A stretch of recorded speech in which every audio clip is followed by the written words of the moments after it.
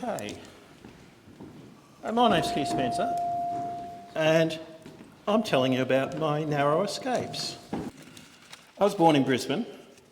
I'm about 66, been retired for a year, carpenter by trade. I was raised in a Christian school and a Christian upbringing. In my final grade 10 class was 64 boys.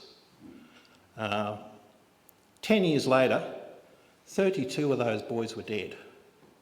I went to a class reunion. So, number one, a few years later, I'm working. First motorbike.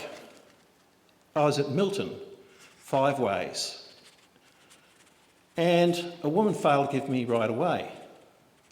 Witnesses told me later, I hit her in the back door, driver's side, went over the roof, somersaulted, landed on my feet, walked to the gutter, sat down in the gutter. I think I was praying at the end of that. That's the only thing I can remember. Building site. It's now the Suncorp building in Brisbane, but it was a 22-storey building. It's my first job as an apprentice. Apparently someone dropped a shackle, a 13-pound shackle, I don't know what it is in kilograms. I was crouched down using a hammer on some shutters. And there was a plank above my head. It shattered the plank, shattered my helmet. We all had the fairly wide visors helmets at that stage. That was shattered and scratched my bottom. It actually ripped my stubbies. I can remember being in shock and praying a lot. And we went swimming on Nobby's Beach.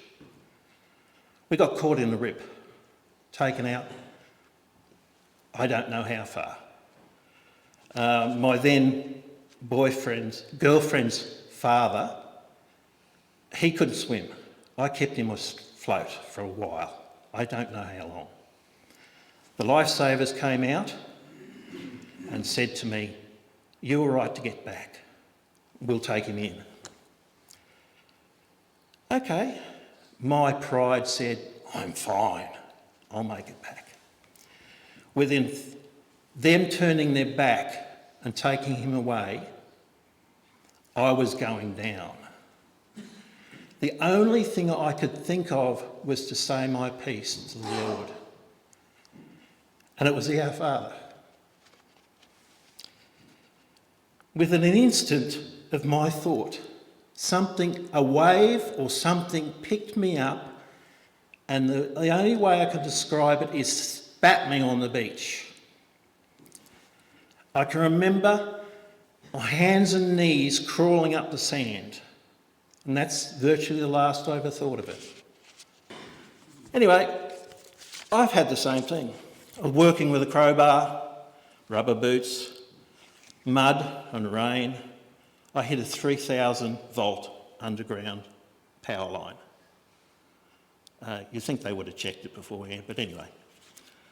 The bar went back, had a groove in it like that, and it had welded in bits of copper.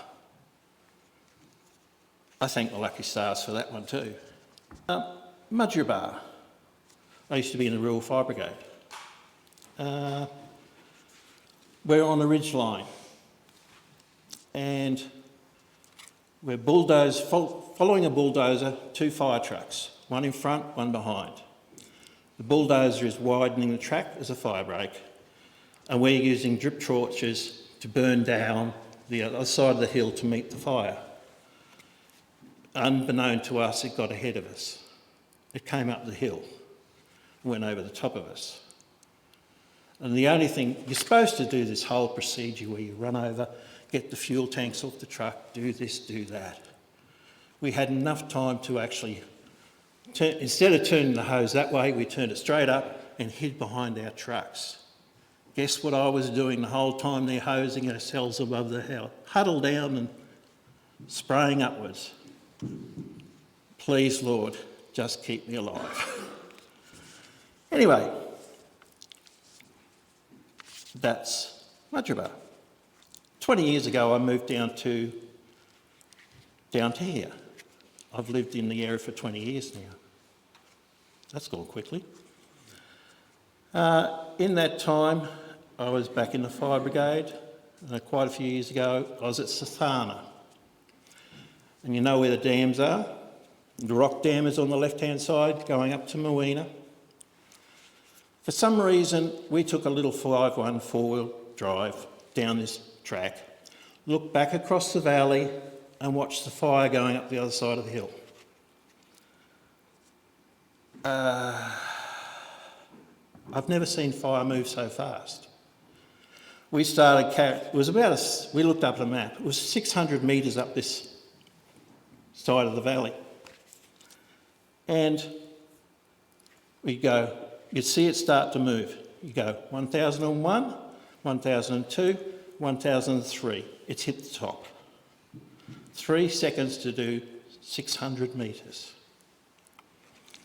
Next day, I'm over there in a fire truck, and our job was to sit on the road, wait for it to come up, and if it jumped the road, we would have put that out. The 2 blokes I was with me were young kids who didn't know what they were doing. They wanted me, let's go down the hill and fight the fire. No, just wait here. It took a while to curb their enthusiasm until it actually came up, went over the top of us again and dropped on the other side of the road. Those kids, I think they were praying at the time. And the last one, I was pushing my mother-in-law's wheelchair. We didn't have a guide dog then. I had my wife on my arm. I'm pushing a wheelchair. And I could feel something's going wrong. This is in the Devonport Mall. Anyway, I reached down, pulled on the brake. I mumbled something at my wife and mother-in-law and walked off. As far as that central column there was the chemist shop. I walked in there, I'm babbling rubbish. She said she was having a stroke. She pulled out the Aspros, put it on your tongue. Suck an Aspro. For 12 months after that, you could think a word, but your mind could not grab hold of that word to actually say it.